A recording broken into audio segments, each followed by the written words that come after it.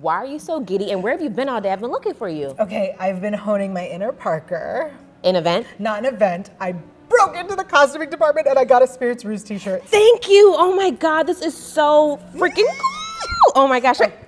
Hey guys, we didn't see you there. How are you guys doing? Are you guys here for season 2? I mean, we're here for season 2, the exclusives. Should we show them season 2? We should show them season 2. So let's go steal us a season season 2.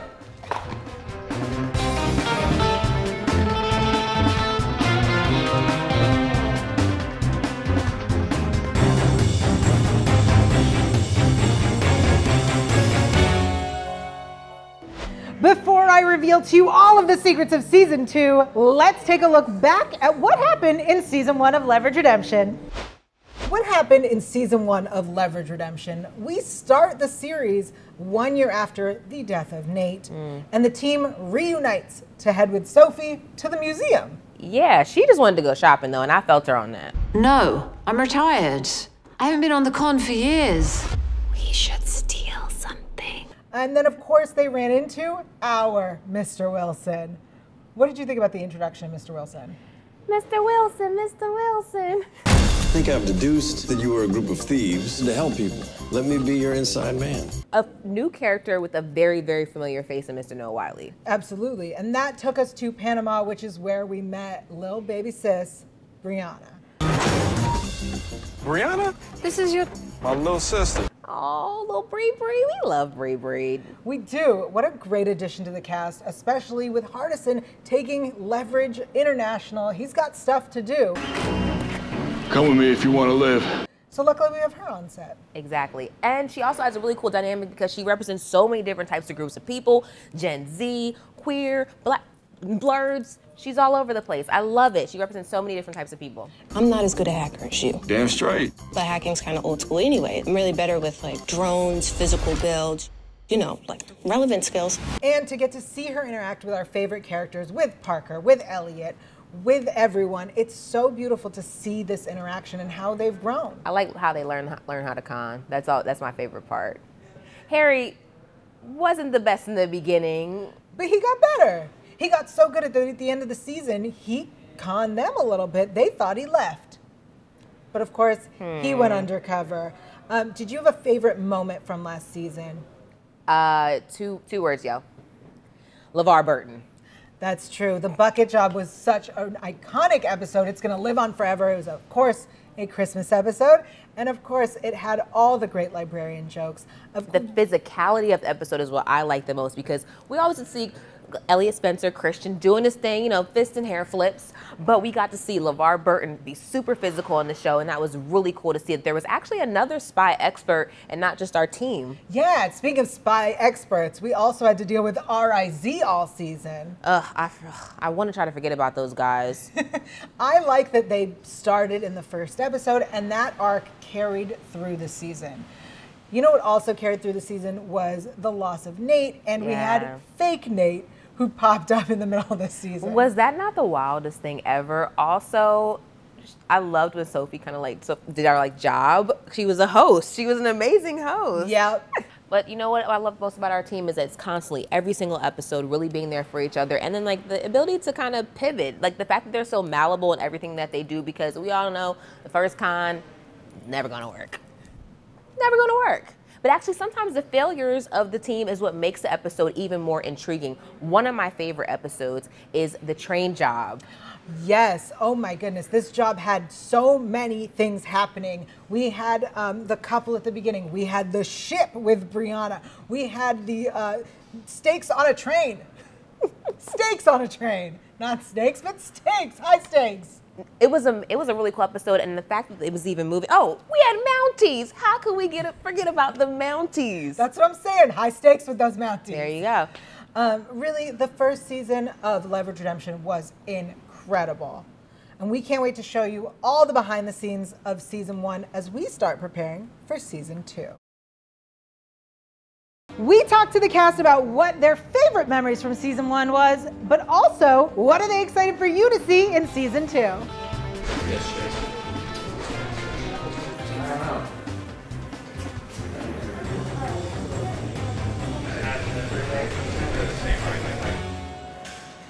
Okay, Aldous, thanks so much for sitting down with us. So tell us about your character's journey from season 1 of Leverage Redemption now into season 2. Where's Hardison at compared to season 1, and what are we going to see from him coming in season 2?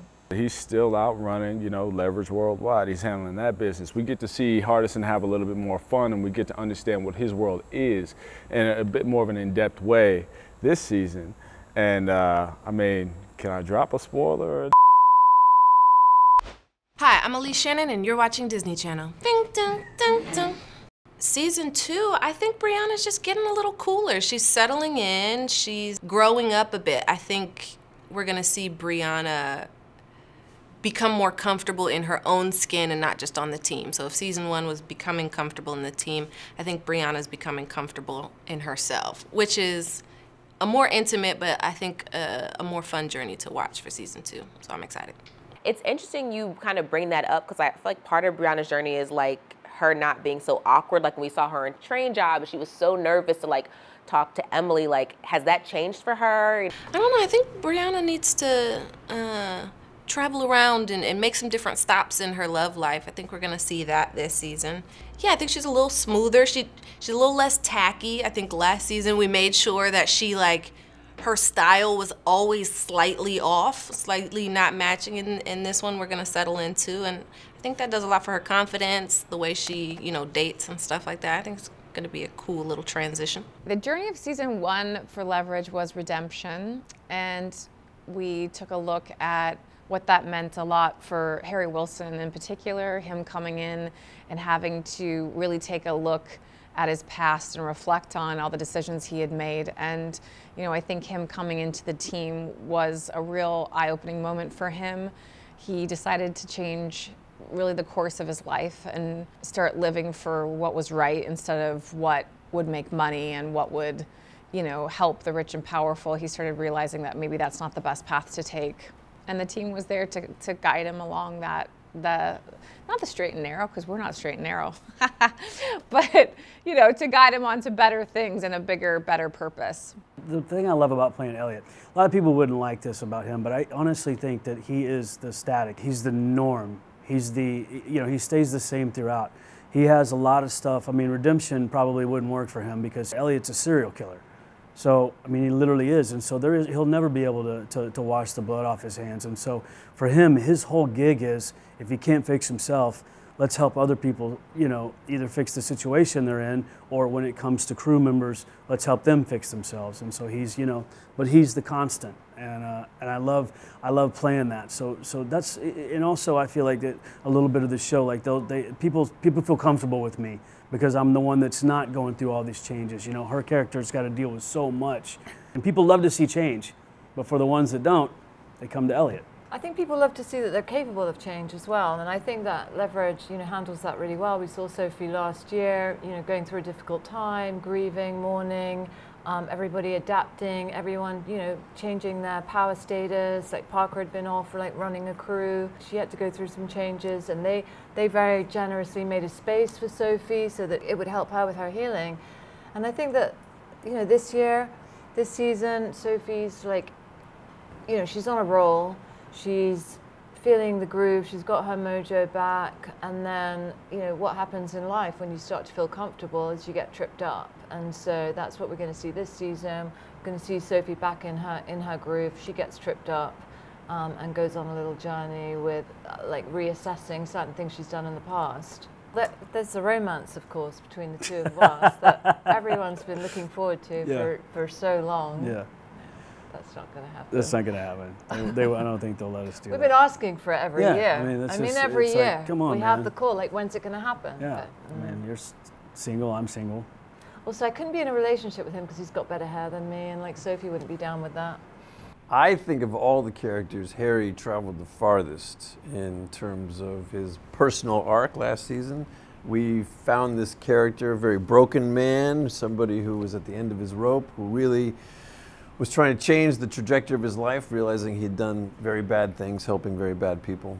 And by the end of the season, he'd found this new tribe, he'd found this new mission, and he'd found the confidence to sort of move on in a different direction from where he'd started. So that's where we left him last season, was feeling like He understood what he was good at. He was going to go out and make a difference. He was going to reconcile with his daughter, become a better man. None of that happened. No, it didn't. So Harry Wilson left the team at the end of season 1. Where do we find him at the beginning of season 2? We find him practicing law, putting his law degree to better use, being a bit more of a defender of the downtrodden and the underdog. And turns out the team missed him. What can fans look forward to, and what exciting stuff are you looking forward to in season 2? Oh, fans should be excited about season 2 because we're up to our same old business of getting in trouble in the best kind of way.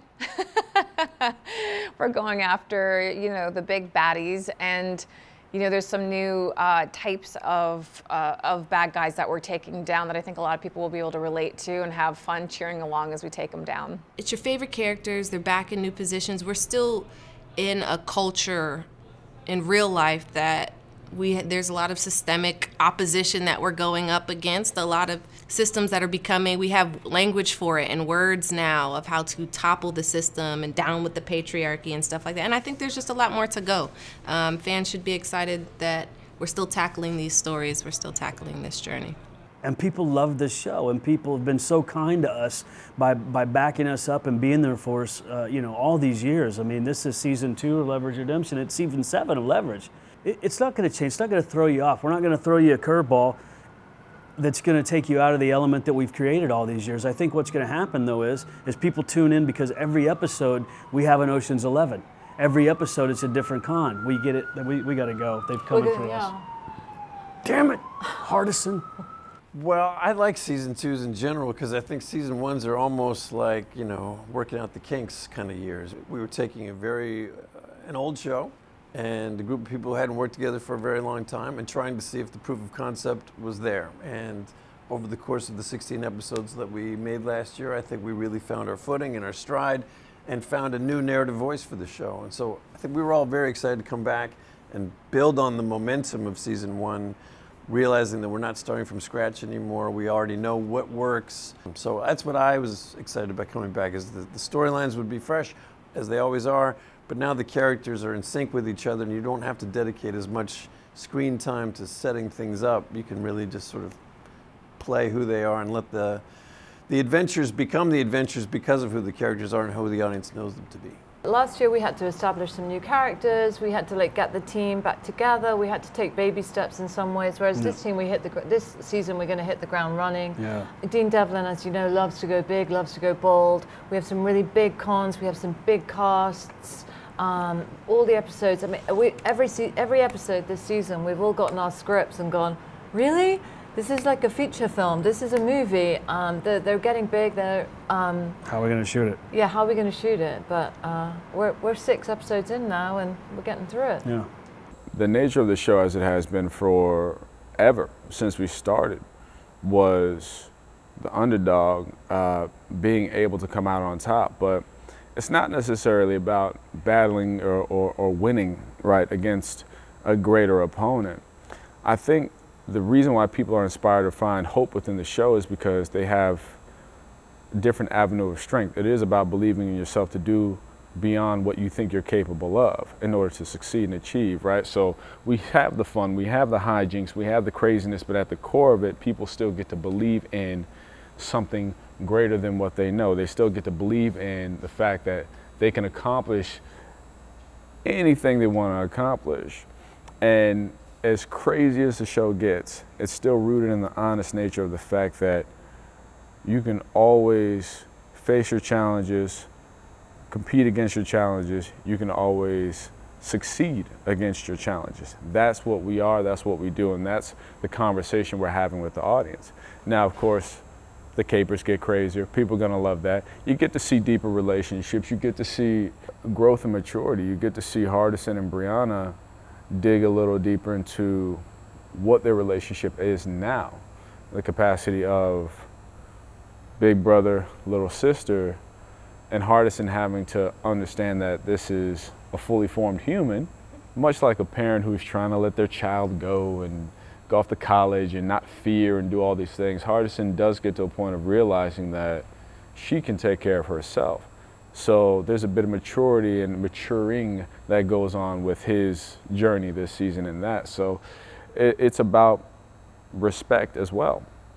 I would say the only difference that I feel is just progression with character growth and storyline. But I think the heart is still there, the nature of it is still there, the honesty is still what we know and love. And you know, you're coming back for the same energy, that same feeling, but you know, we are pushing things forward a little bit when it comes to what the characters have grown into, what they've matured into, our relationships. But you know, you still get that same family that you've been knowing for so many years. We got a chance to sit down with the one and only Mr. Dean Devlin, the man who makes everything possible. I'm so excited for you to hear what he had to say. I think fans should be excited about season 2 because, you know, in a weird way, season 1 was kind of like starting over. And we actually got better at making Leverage as the season went on. And so we're hitting season 2 full speed. And I think people are going to be really excited about the types of episodes we're doing this year, the types of cons that are going on, and what's going on with the characters.